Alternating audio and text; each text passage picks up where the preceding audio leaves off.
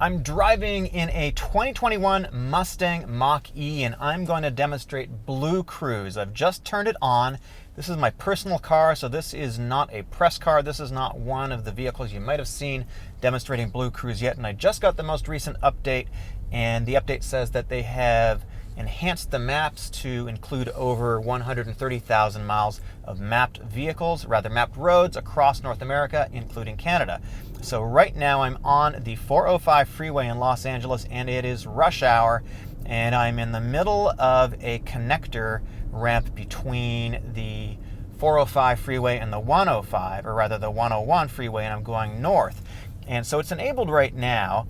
And right now it is telling me that it is ready, but you see right there it just canceled because it's a system that relies on a couple of different inputs. First of all, it's got a camera which is facing forward. It's also got some radar, which presumably is facing forward as well from the front grille. And apparently the radar can see off to the sides, and it can see vehicles and sort of gauge what's happening with traffic. So right now it has, I guess it doesn't have full BlueCruise on, but it has assisted steering. And so it is sort of centering me in the lane. It is actually steering for me to some degree, but now it just canceled. So I'm not quite sure what the conditions are that it's going to enable full BlueCruise over here, but it does see the speed limit. All right, so the steering assist just came on. And in my experience, when it enables BlueCruise, when it can see the lines really clearly, when it's not too bright, when the lines are clear. And so there it just enabled right now, and it found the speed limit at 65 miles an hour. So it just enabled itself right now. So it's hands-free driving.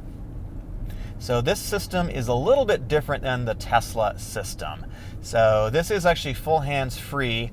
And with the Tesla system, you need to keep your hands on the steering wheel. But I'll just put this out there right now. This is not as autonomous, I guess you would say. It's not as fully functioning or fully featured as the Tesla system. The Tesla system will engage and keep engaged in a larger variety of circumstances than the BlueCruise system does. This is a system which really is designed to work with the driver together. And so if you see a cyclist, for example, or there is a large truck and you want to basically do a little bit of steering correction, you can do that and the system won't cancel out like it will in some other systems. For example, like in the Chevy system, the Super Cruise system, if you give it too much steering input, the system will cancel out and it will stop. So with the Ford system, it's going to, like I say, sort of be collaborative. And okay, so now it starts picking up again. We went down to a complete stop. And so you can work with the system to adjust the steering inputs the way you like.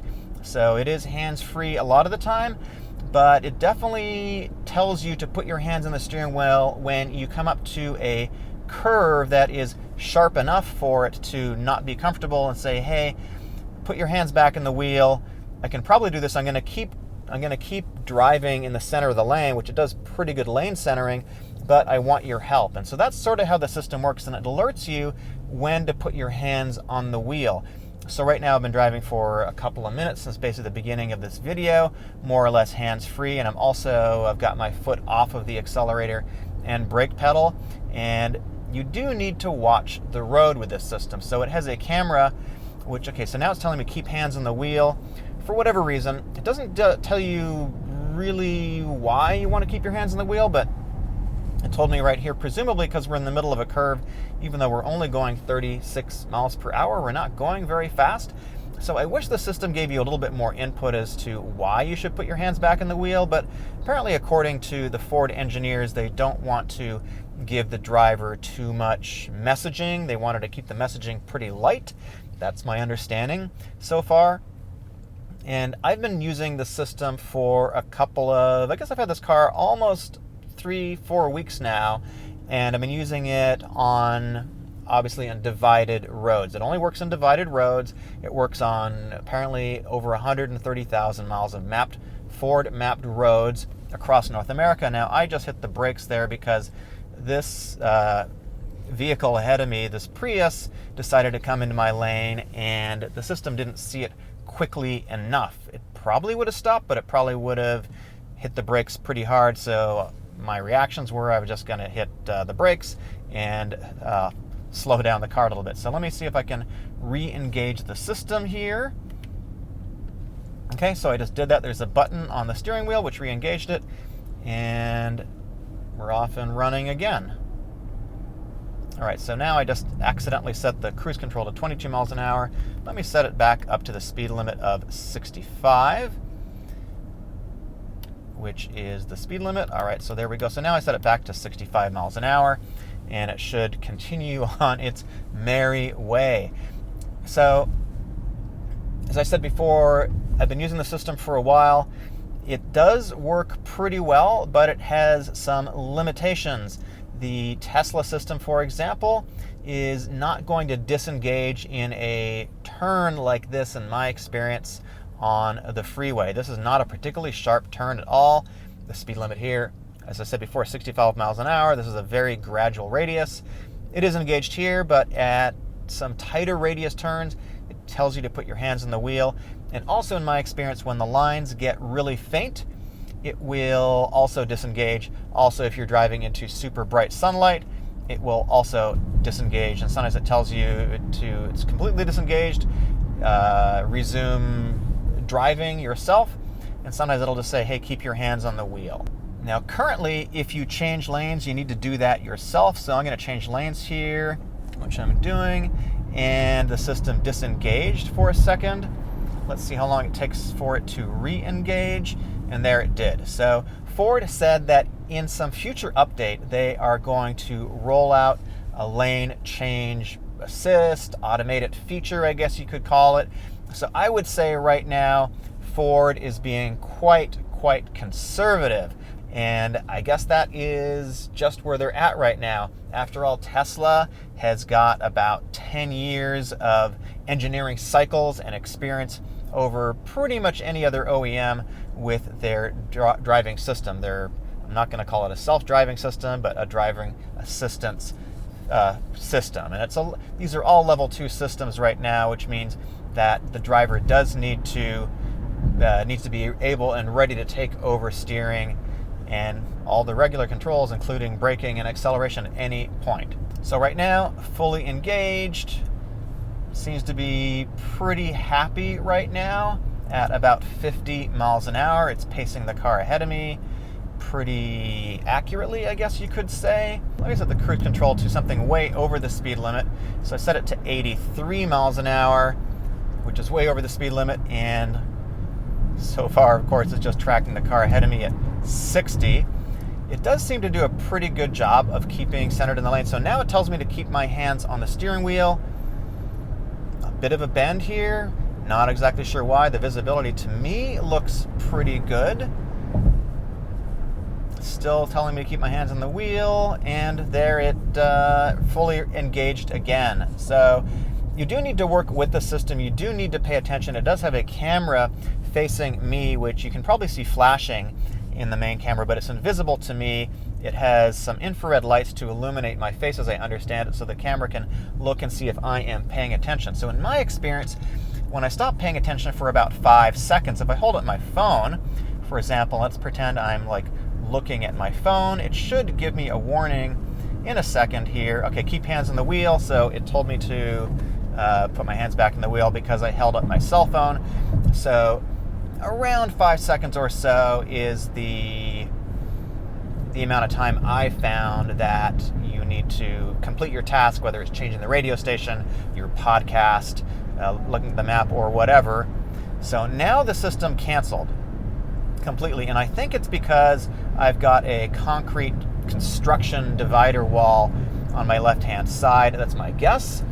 Now it has sort of re-engaged, and it is in the steering assistance feature, so I need to keep my hands on the wheel. It actually is steering for me, but it's not full hands-free, but it is tracking the car ahead of me. So now it's hands-free again. So, like I say, it's not entirely clear to me when the system is going to engage and when it's not.